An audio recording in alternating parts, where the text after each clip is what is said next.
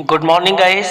ये 60 क्वेश्चन का मेरा 2 लेसन जो बाकी है द रेड ट्रैप और इंडिगो पर लेक्चर होगा और इसे आप ध्यान से सुनेंगे। इसमें पहला क्वेश्चन है कि who was the red trap seller. Red trap seller कौन था? How did he make them, और वह रेड ट्रैप कैसे बनाता था? तो there was a person who was a peddler. Peddler एक फेरी वाला व्यक्ति था। Used to wonder here and there, वह इधर उधर भटका करता था। सेलिंग रेड ट्रैप्स, चोहेदानी बेचने के लिए। He was the red trap seller, वही रेड ट्रैप सेलर था। He made those red traps, वह रेड ट्रैप्स कैसे बनाता था? फ्रॉम द मटेरियल, ऐसे मटेरियल से got by begging.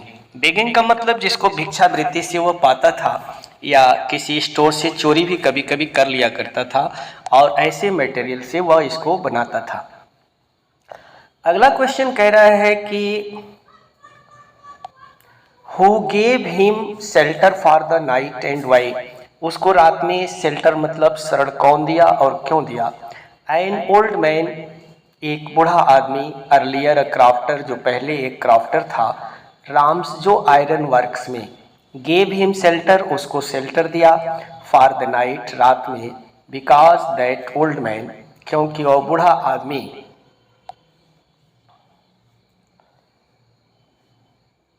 was living alone in his hut, वह अपने छप्पर में अकेले रह रहा था। Living alone in his hut। was happy, वह बड़ा खुश था कि somebody came there, कोई व्यक्ति वहां आया था।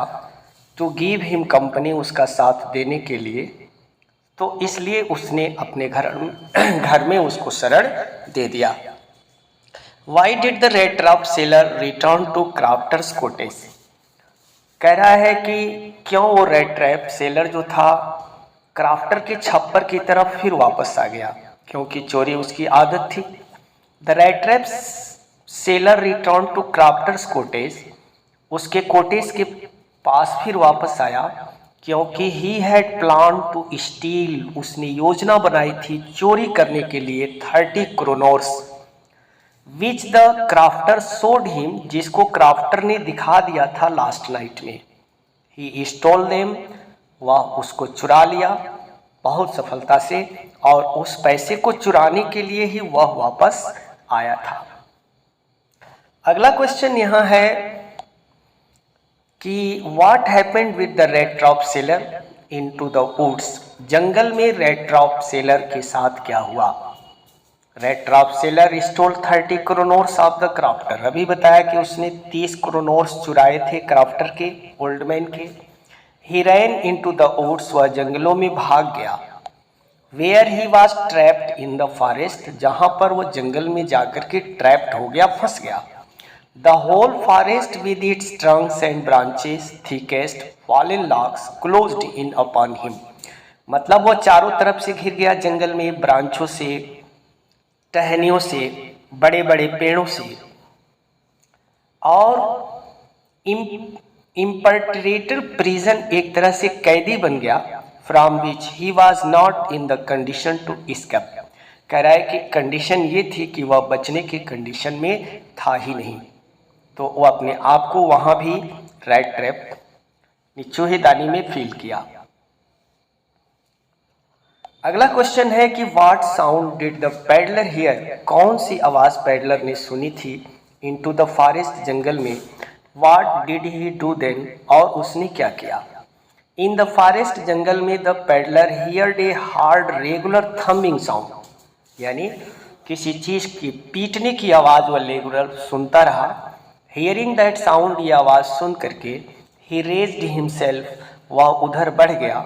समन्ड ऑल हिज स्ट्रेंथ, अपनी सारी शक्ति को यूज करते हुए वह उठा। स्टिगर्ड मतलब लड़खड़ाते हुए उसी आवाज की तरफ चल दिया। गैस पूरा एक्सप्लेन नहीं कर पा रहे हैं, इसलिए कि जरूरत की चीजें बस आपको चाहिए, जो आंसर का मेन पॉइंट है। व्हाट वाज राम्स, जो आयरन वर्क्स क्या था? What was happening inside it, इसके अंदर कौन सा काम होता था? Ramsjo iron works was a large plant, एक बहुत बड़ा प्लांट था, फैक्ट्री थी।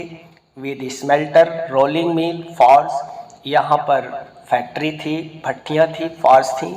इसके अंदर the master Smith and his helper, यानी उसका मालिक और उसका सहयोगी, सैट इन द डार्क, अंधेरे में बैठे थे भट्टी के पास में।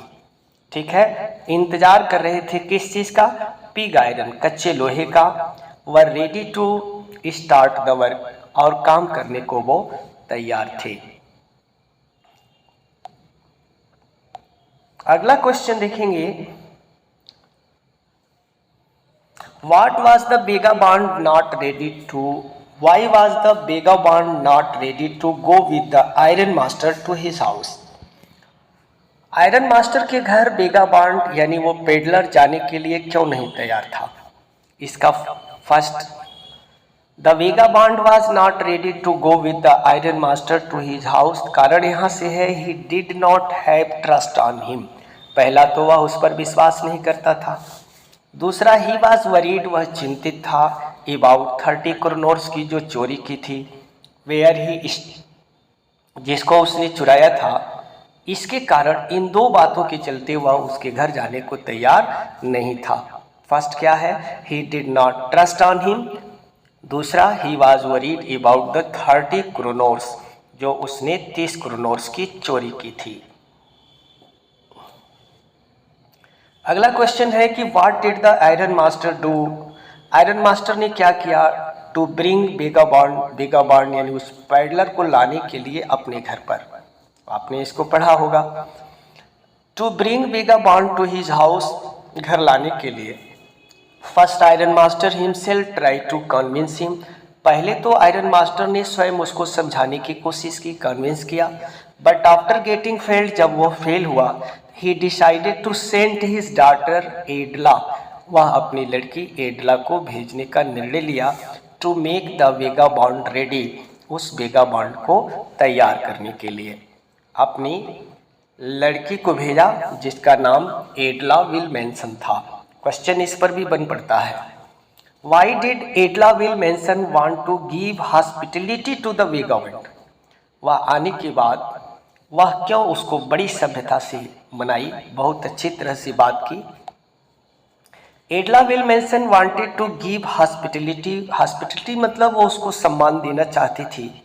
The stranger because she had invited him for celebrating Christmas evening, उसने उसको इनवाइट किया था सेलिब्रेटिंग क्रिसमस इवनिंग, क्रिसमस के त्यौहार को सेलिब्रेट करने के लिए, बाय हर ओन साइड, अपनी तरफ से। दूसरा है except her father her self own, स्वयं उसके पिता ने भेजा था। There was no one to give company to them, क्योंकि उनके भी साथ रहने वाला कोई नहीं था, वो भी अकेले थे। No one to combinely celebrate the festival, उनके साथ भी कोई जुड़ने को था नहीं कि जिसके साथ वो अपना इस क्रिसमस इवनिंग के त्यौहार को मना सकें, जिसके चलते इन लोगों ने क्या किया, उस बेगाबॉन्ड को अपने घर पर इनवाइट किया था। अगला क्वेश्चन है, लास्ट होगा, what information did the iron master, कौन सी सूचना आयरन मास्टर को मिली? His daughter receive at the church, जिसको उसकी डॉटर ने चर्च में रिसीव किया, वही चोरी वाली घटना। At the church the iron master and his daughter came to know, iron master और उसकी लड़की को ये जानकारी मिली कि one of the crafters of the iron works company का एक जो क्राफ्टर्स था, हैड बीन रॉब्ड, उससे लूटा गया है, बाय ए मैन, एक ऐसे आदमी के द्वारा, who went around selling red traps, जो घूम घूम करके क्या बेचा करता था, चूहेदानी, और वो वही बैग था पेडलर जिसके बारे में आप सुन रहे हैं। अब आपको इंडिगो दिखाई पड़ चुका होगा, लास्ट लेसन होगा आज का। ये 10 क्वेश्चन जो हमने रेड ट्रैप का पढ़ाया है, बस इस वीडियो को आप सुनते रहें, वॉच करते रहें, पूरा लर्न हो जाएगा। क्वेश्चन है कि व्हाट हैड हैपेंड इन दिसंबर 1916 इन लखनऊ, 1916 को दिसंबर में क्या हुआ था लखनऊ में। ठीक, दिसंबर 1916 इन लखनऊ, 1916 लखनऊ में there was organise the annual convention of Indian National Congress party, Indian National Congress party का एक सभा ऑर्गेनाइज किया गया था। इन दैट कन्वेंशन, इस सभा में there were 2301 delegates and many visitors यहाँ इकट्ठा हुए थे। 2301 डेलीगेट्स, सहयोगी और विजिटर भी यहाँ आए हुए थे। अगला ये क्वेश्चन बहुत इंपॉर्टेंट होगा इन लोगों से। Who was Rajkumar Shukla? राजकुमार शुक्ला कौन थे? What was his speciality? उनकी खासियत क्या थी? Rajkumar Shukla was a peasant. Rajkumar Shukla एक पीजेंट थे, किसान थे। Looking like any other peasant in India, भारतीय किसानों की तरह ही वो दिख रहे थे। वह गरीब थे, एमिसिएटेड फ्रॉम चंपारण, और चंपारण से बिलोंग करते थे।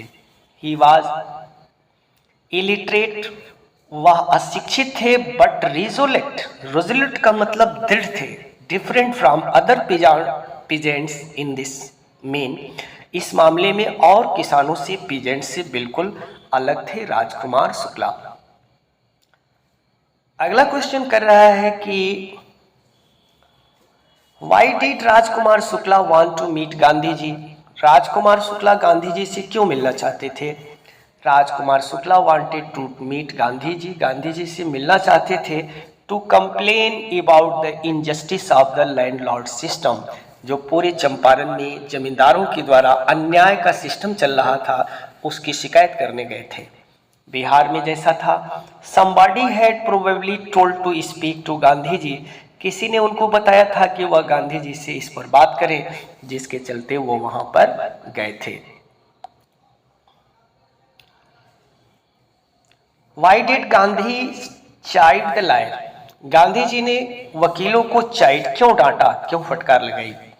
Gandhi ji chided the lawyers for the collecting big fees from the sharecroppers, यानी जो बटाईदार थे उनसे ये सभी वकील ज़्यादा पैसे लेते थे। मुजफ्फरपुर लायर्स वर चार्जिंग हाई फीस, मुजफ्फरपुर के जो वकील थे उनसे हाई फीस चार्ज करते थे। From the poor sharecroppers, जो गरीब बटाईदार थे।